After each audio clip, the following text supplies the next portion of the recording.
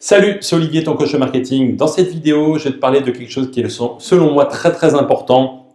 C'est les indicateurs, ce que les gens regardent quand ils ont un site, tu vois, tu vas traquer de la publicité, différentes choses.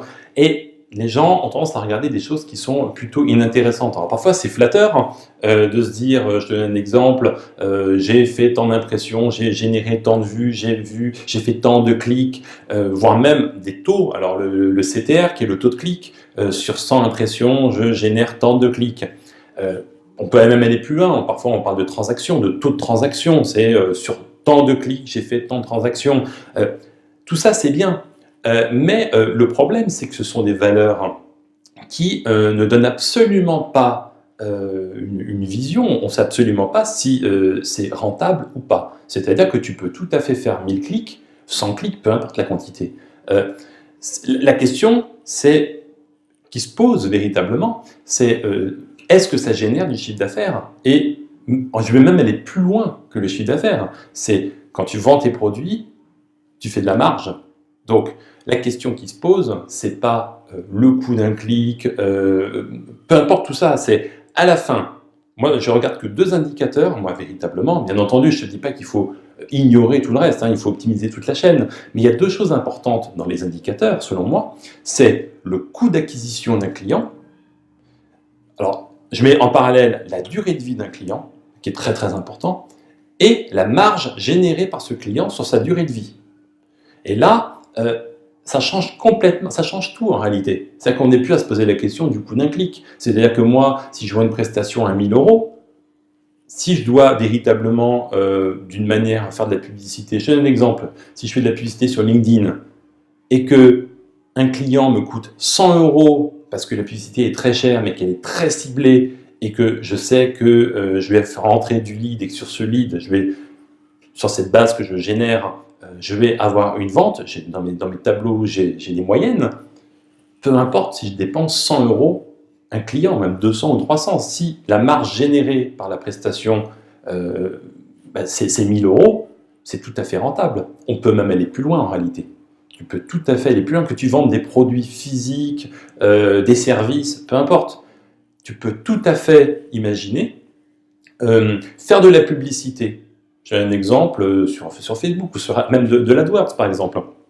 Ultra ciblé, tu fais rentrer un prospect, tu montes le prix de ton acquisition au maximum. Et le maximum, c'est quoi? C'est véritablement, je vends un produit où ça génère une marge de, par exemple, 50 €, j'achète mon client 50 €. C'est-à-dire que globalement, qu'est-ce qui se passe? Tu fais rentrer des clients gratuitement. On est d'accord, c'est-à-dire que globalement, le client achète un produit, la marge du produit rembourse le coût d'acquisition. Sauf que ce client, il est en base, et toi, tout de suite, tu vas véritablement, toute l'année, parce que la durée de vie d'un client, c'est pas une fois. Ça, c'est un client, quand il rentre dans ta base de données, tu vas lui envoyer des emails, tu vas faire des choses telles qu'il faut les faire, des tunnels de vente. Donc, qu'est-ce qui se passe? C'est que ton client, il rentre, et le mois d'après, pendant la durée de vie du client, ça peut être 1 an, 2 ans, ça dépend de ton business, de ce que tu fais. Mais ça, ensuite, une fois qu'il est acquis, eh bien, tu vas véritablement gagner de l'argent. Et cet exemple que je te donne, on le retrouve, ça a été la mode. À l'heure actuelle, je ne suis pas un spécialiste du dropshipping, je ne sais pas si ça se fait, si ça fonctionne encore beaucoup, mais il y a eu la mode le produit est gratuit. C'est-à-dire que le produit gratuit et je fais payer les frais de port. Tu te retrouvais à avoir, je donne un exemple, une montre, parce que ça a été vraiment la mode des montres à ce moment-là. La montre, elle est gratuite, je paye les frais de port, un peu surtaxé, hein, c'était 7 €, imaginons. Donc la montre, elle coûte 1 € ou 2 €. Tu prends 5 €, mais les 5 € c'est quoi? C'est le port et le coût d'acquisition du client. Et les gens qui ont fait ça, véritablement, ils ont travaillé quoi? De l'acquisition client, de la base de données. Et par la suite, ils ont proposé des produits additionnels, d'autres montres, autre chose, peu importe. Ils se sont créés une base de données gratuite. Voilà. Et c'est ça qu'il faut que tu réfléchir, véritablement penser dans tous les chiffres que tu peux voir. c'est pas des taux de clics, tout ça. C'est véritablement le coût d'acquisition d'un client, ce que moi je vends en face, la marge qu'un client me génère en moyenne sur l'année. Et donc à partir de ce moment-là, alors tu peux véritablement te permettre, si tu veux prendre du risque, d'acheter cher un client en te disant que sur l'année tu vas peut-être rembourser, et puis sur le plus long terme, véritablement, il va te rapporter de l'argent.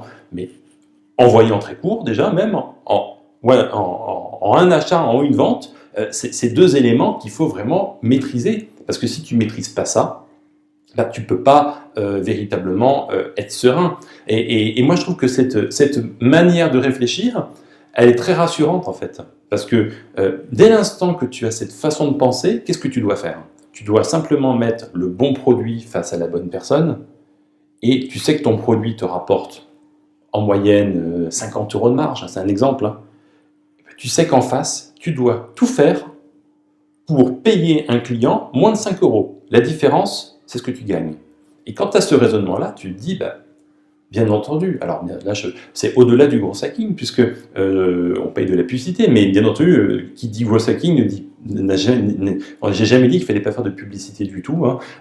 Tu peux faire de la publicité en retargeting, de la publicité ultra ciblée, avec des techniques évoluées.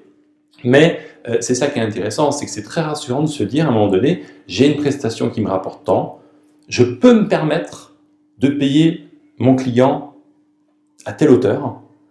Et là, instantanément, ça décoince beaucoup de choses, parce que si tu peux te permettre, j'ai un exemple, je fais des prestations, des sites internet pour, je prends toujours le même exemple, mais pour des restaurants, ça veut dire que tu peux te permettre véritablement de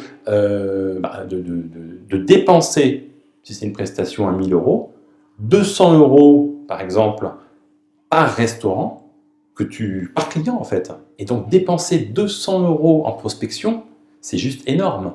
C'est-à-dire que dépenser 200 € pour réussir à avoir un client qui va facturer 1 000 €. C'est un exemple, mais tout le monde y arrive. Tu vois, il suffit de ne pas faire grand-chose. Je veux dire, tu fais. Et donc, avec cette vision-là, que tu fasses des prestations, que tu fasses des produits, du dropshipping ou peu importe, avec cette vision, instantanément, c'est très rassurant et ça te montre les limites et jusqu'où tu peux aller.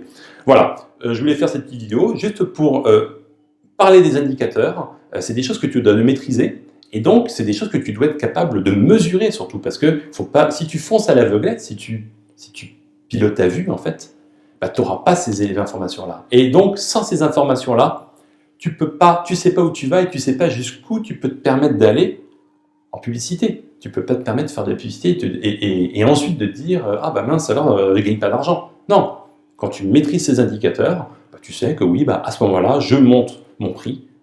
Ça peut être, si c'est du AdWords par exemple, je monte mon prix au clic. Je peux me permettre de dépenser 3 € du clic. C'est pas grave, parce que je sais à l'arrivée que quand je fais 100 clics, il y a 100 personnes qui viennent, j'ai un tunnel qui me permet de transformer, je fais 3 ventes, c'est la moyenne, et une vente me permet de gagner 300 € de marge.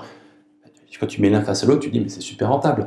Et globalement, c'est exactement ce que font les banques, les assurances. C'est pour ça qu'ils achètent du clic, parfois du lead, à 50, 100, 200 €.